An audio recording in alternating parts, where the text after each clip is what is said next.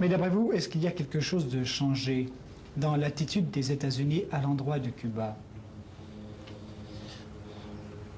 Peut-être. Je vous dis, c'est difficile à vous répondre directement. En tout cas, nous ne fixons pas notre position en écoutant, en regardant ce que les États-Unis font ou ce que les États-Unis vont. Nous faisons notre politique internationale. Et naturellement, nous regardons avec attention ce qu'il fait parce que c'est notre ennemi, il est près de nous, il est très fort.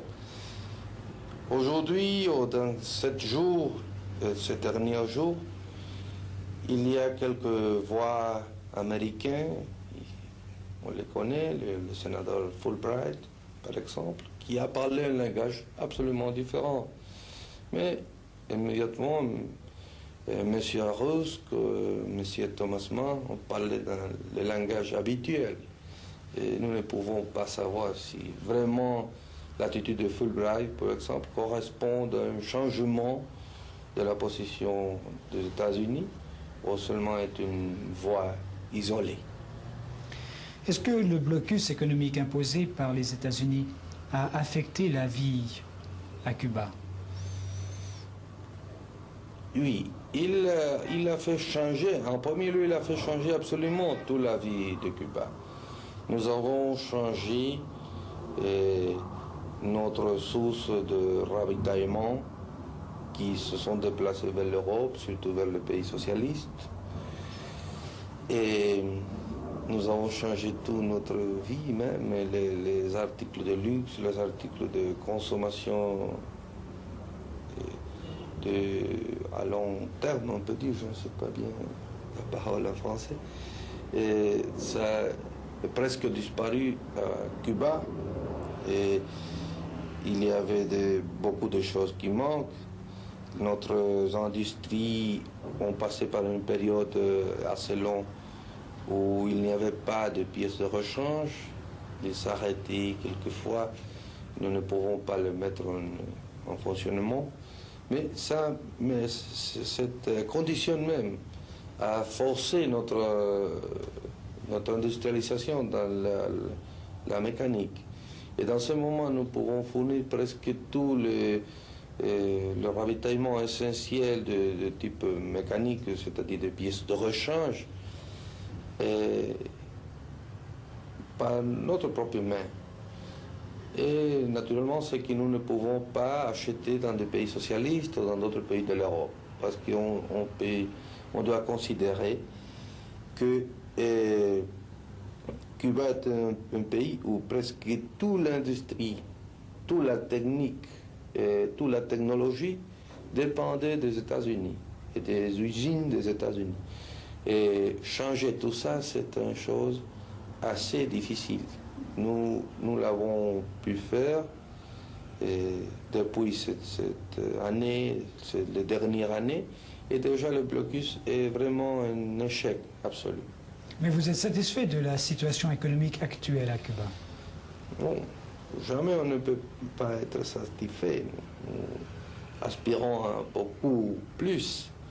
Mais l'année passée a été l'année plus basse, surtout dans la première partie de l'année, où l'économie était dans le moment le plus bas. Et depuis ce moment, nous avons commencé à croître notre industrie, notre agriculture. Et ça, c'est on peut dire, la direction générale qui suit l'économie. C'est-à-dire un améliorement progressif, soutenu, ne pas une chose merveilleuse, malheureusement, mais chaque jour, on peut voir concrètement les choses qui nous faisons. Et ça, c'est encourageant pour le peuple. L'aide soviétique à Cuba, est-ce qu'elle vous est nécessaire? Naturellement qu'il est nécessaire. Je pense que l'aide de tout le peuple nous sont nécessaires.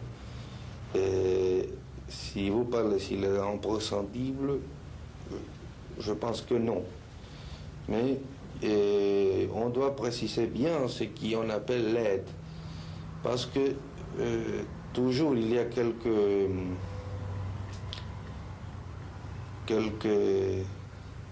on se dit errores. Erreur, tromperie. Oui. Et pour exemple, les Américains parlent de l'aide soviétique en considérant le commerce. Et nous avons un très fort commerce qui est sur une base bilatérale d'une partie de l'autre. Ça n'est pas l'aide. L'aide soviétique est quelques accords à long terme, par exemple l'accord pour la canne à sucre et les accords pour donner des entreprises industrielles complètes avec des crédits à long terme. Et ça, c'est très important pour notre développement. Et je dis l'Union soviétique, vous m'avez demandé, ou je ne sais pas si vous avez demandé l'Union soviétique exactement, le pays socialiste, non, mais c'est avec tous les pays socialistes que nous avons ce type de relation. Mais est-ce qu'il y a encore des soldats soviétiques à Cuba? Nous disons techniciens. Il est là, oui. Ils vous sont nécessaires? Nous sommes notre professeur dans quelques domaines. Dans quel domaine?